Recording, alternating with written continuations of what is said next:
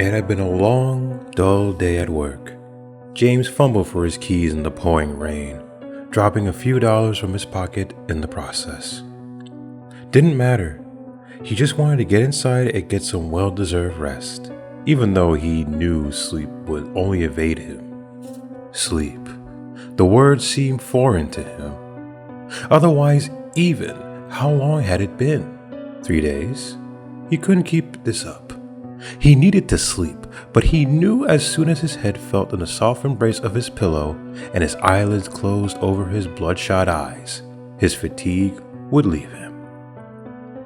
He had medication, both legal and illegal, that he took frantically and fruitlessly to achieve at least a small taste of rest. The insomnia had begun to control his life. James popped a few pills down his throat, not caring about the side effects, and slammed his head into the pillow.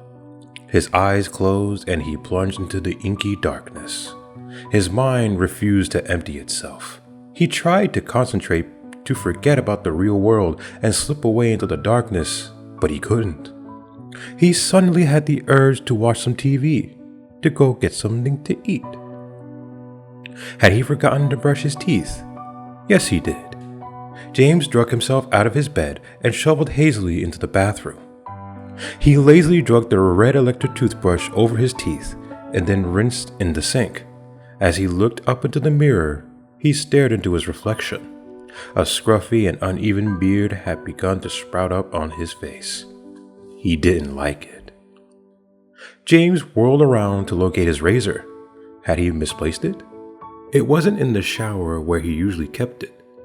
He searched the entire bathroom and even checked down the narrow hallway outside the bathroom door. It wasn't like him to misplace things, especially trivial objects such as a razor.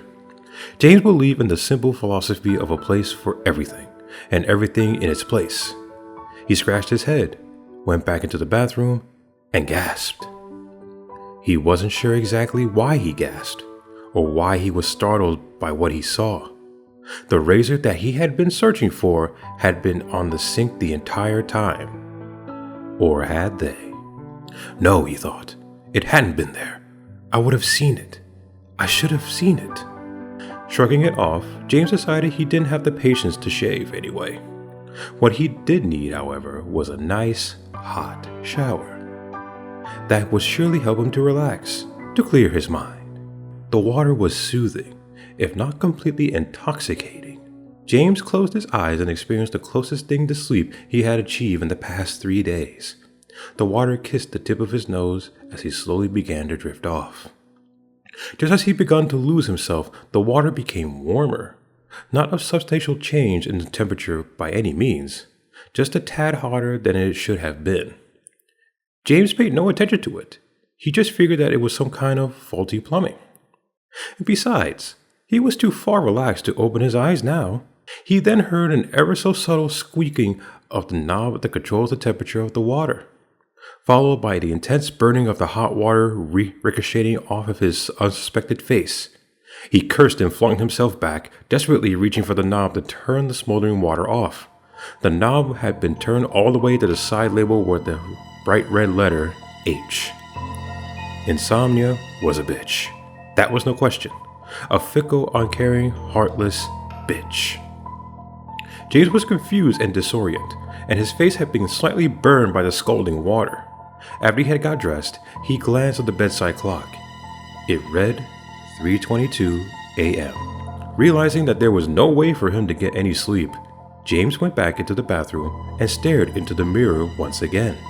His eyes, which were normally a deep blue, were now a tired gray. Thick red veins could be seen running through both sides of his retinas. His pupils were enlarged, as if he had done some kind of hallucinogen. James stood there quietly, examining his features in the mirror for a little while. He occasionally made strange faces at himself, twisting his features and squinting his tired eyes. He then brought his face close to the mirror, so his nose was rubbing up against the glass, just to be silly. James lowered his voice in a menacing growl. "Who are you?" he rasped, not taking his face away from the mirror. His reflection blinked. James jumped and flew back. That hadn't happened. He was just tired, that's all. He would have been foolish to think otherwise, but he couldn't help but be terrified to look back into the mirror to see what horrible, disfigured monster was waiting for him to get off the floor. But when he finally worked up the guts to look, all he saw was himself. James noticed something though. Hadn't the door into the bathroom been closed when he first came in? He thought so, although he couldn't be certain. His brain was fried. He needed rest. His mind had certainly been playing tricks on him.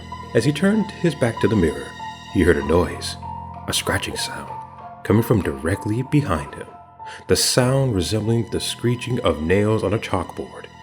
As he turned around, he saw that there was a long, thin scratch running up the side of the mirror. A sharp pinch of pain pulses right through the right hand pointed finger. His fingernails had been cut and gnarled, as if he was scraping away at something. It was the mirror, wasn't it? It was causing all the confusion and all the sleepless nights. Every time he turned his back on it, something strange happened. Something bizarre. James bolted into the bathroom and stared into the reflection again. He made many sudden movements to the desperate attempt to psych out whatever he was hiding behind the mirror. Nothing abnormal happened. James was extremely frightened to turn around, but he knew that he had no choice but to do so sooner or later. He slowly turned his body, but didn't break any form of eye contact while whatever was looking at him behind his reflection, mimicking him. When James finally looked away from the mirror, everything was silent. For 10 whole seconds, he stood there, waiting for something horrendous to fly out of the glass and gobble him up. But for the longest time, nothing did. Then an ear-shattering wham broke the silence. He rolled around to inspect exactly what had made such a loud noise. There was a large crack in the center of the mirror. It appeared as if someone had taken their fist and slammed it against the glass. Once again, another shooting pain ran up James' right hand, this time more intense than the last. As he looked down on his hand, he had been cut in several places around his knuckles and was bleeding immensely. He instinctively ran to clean the wound, completely forgotten about the mirror. James wrapped his fist in a few paper towels and pressed down in a desperate attempt to stop the crimson liquid from flowing out of his hand. It took around 5 minutes, but the cut suddenly stopped bleeding. After the bleeding ended, James remembered the mirror. He sprinted up to the staircase, stubbing his own toe as one of the stairs in the process. He whirled around a corner and down the hallway towards his bathroom, his heart beating in his throat. Once he arrived inside his bathroom, he fell back into the corner and grasped for breath. There was a blood smeared all over the mirror, as if someone had squirted it and splattered it everywhere. On the ground, a long, jagged shard of glass, which was also dripping a familiar red liquid. A small puddle of blood was accumulating under James' now lifeless body. His throat had been slit open. Well, what do you think about this one, George? They said he found a small amount of marijuana in his basement, Private Investigator Paul Cates said, while he gazed grimly at the gruesome scene. Private George Henderson chuckles and said, Mary Jane doesn't do this to people. You know that. I found at least 10 different brands of sleeping pills in the medicine cabinet downstairs. Even seen the side effect of those things. Anxiety, hallucinations, paranoia, etc. I'd bet that this poor guy just took one too many pills. Private Gate frowned as he looked at the smashed mirror covered in dry blood. He could have sworn for a second he saw a different man in there, a different face than his. The face was sullen and expressionless. It was a man, no doubt of that, with extremely bloodshot eyes. The reflection face took a slight red tint to it, as if it had been burned by something. Kite rubbed his eyes and stared back into the mirror. He saw nothing but his own reflection. He squinted and got close to the blood-stained glass, so that the tip of his nose was almost touching it. As he stared at his reflection, it blinked.